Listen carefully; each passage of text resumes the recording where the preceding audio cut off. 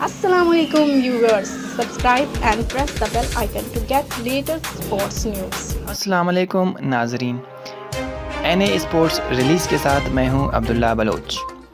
पाकिस्तान के साबिक wicket keeper batsman Rashid लतीफ़ ने इंकशाफ किया है कि 1999 में 12 साल बाद भारत का दौरा करने वाली टीम में उन्हें शामिल न करने पर चीफ सेलेक्टर ख़ुद उनके घर आए और माफ़ी मांगी। पाकिस्तान के लिए 1992 से 2013 तक 37 टेस्ट और 166 बैनुल अक़वामी वनडे खेलने वाले राशिद लतीफ़ का कहना है कि मज़कूरा दौरे भारत पर उन्हें टीम में जानबूझकर शामिल नहीं किया गया था। 17 साल कबल रिटायर होने वाले राशिद लतीफ़ अपनी मुनफरिद तबीयत और सच बात कहने के सबब आज भी क्रिकेट के हलकों में कद्र व मंजिलत की निगाह से पहचाने जाते हैं।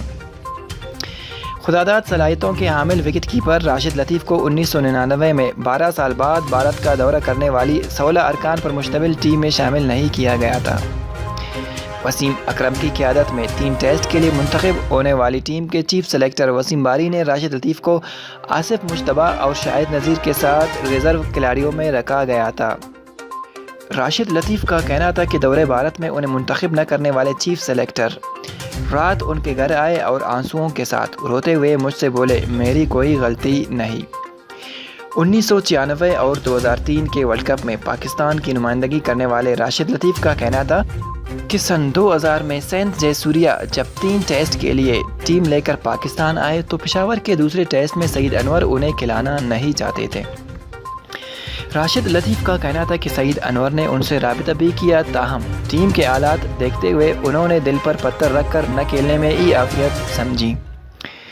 याद रहे, अरबाब नियाज़ स्टेडियम पेशावर में खेले गए टेस्ट में कौमी टीम को सईद अनवर की सरबराही में 57 रन से शिकस्त हुई थी और अतीकुज़्ज़मान ने बतौर टेस्ट विकेट कीपर डेब्यू किया था।